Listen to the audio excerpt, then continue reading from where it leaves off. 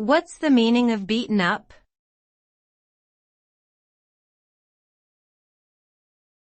Beaten up.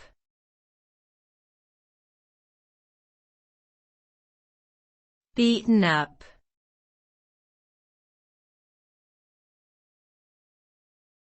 Beaten up.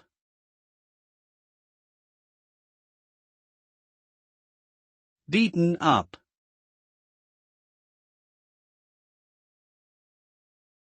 Beaten up is a phrase that typically refers to something or someone that has been physically or emotionally damaged, worn out, or exhausted.